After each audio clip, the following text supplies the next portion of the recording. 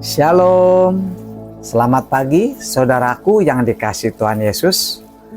Perenungan firman Tuhan buat hari ini dengan tema sombong. Firman Tuhan di 1 Samuel 2 ayat yang ketiga. Janganlah kamu selalu berkata sombong, jangan caci maki keluar dari mulutmu, karena Tuhan itu Allah yang maha tahu, dan oleh Dia perbuatan-perbuatan diuji. Ada orang yang bertanya kepada saya, Pak, apakah orang Kristen bisa disantet atau bisa diguna-guna? Lalu saya katakan, bisa, kalau orang tersebut ada cela. Nah, celanya di mana, saudara? Salah satunya sombong. Karena ada pepatah mengatakan kesombongan adalah awal dari kehancuran. Maka di saat orang itu sombong, itu akan membuat celah, saudara, dalam kehidupan orang tersebut. Maka bukan orang awam saja, pendeta pun sekalipun, pendeta yang udah luar biasa, punya pengurapan luar biasa, tapi di saat kalau hamba Tuhan tersebut ada celah, contohnya dia emosi, sombong, sering marah, perkataannya menyakiti orang. Nah, itulah salah satu contoh yang dapat menjadi celah, saudara. Maka roh jahat, iblis dapat menyerang orang tersebut. Siapapun orang tersebut, tidak ada satupun di dunia ini orang yang kebal, saudara. Kalau ada celah ya. Tetapi kalau kita kehidupannya benar di mata Tuhan, kita memiliki kerendahan hati, tidak ada kesombongan, kita lemah lembut seperti Tuhan Yesus, perkataan kita penuh kasih, maka dari itu kita akan selalu ada yang namanya cover atau perlindungan dari Tuhan.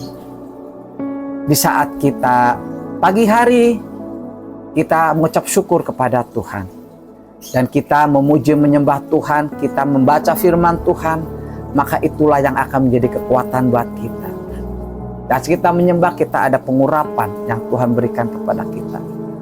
Maka hati kita akan terus ada damai, sukacita yang dari Tuhan. Ada ketenangan yang kita miliki yang dari Tuhan, saudara. Maka dari itu, mari saudara, kita harus memiliki kerendahan hati. Janganlah kita menjadi anak-anak Tuhan yang sombong. Karena kalau kita sombong, yang tadi saya katakan, itu akan ada celah dalam kehidupan kita. Maka iblis atau roh jahat dapat menyerang kita. Yuk, kita belajar untuk saling menjaga hati kita, agar kita tetap kuat di dalam Tuhan. Agar perkataan kita penuh kasih, perkataan kita penuh kuasa, otoritas yang dari Tuhan. Agar kita bisa menjadi berkat buat orang-orang yang ada di sekeliling kita. Dimanapun kita berada, maka kita akan menjadi dampak yang luar biasa, menjadi berkat buat orang-orang yang ada di sekeliling kita. Gimana caranya, saudara?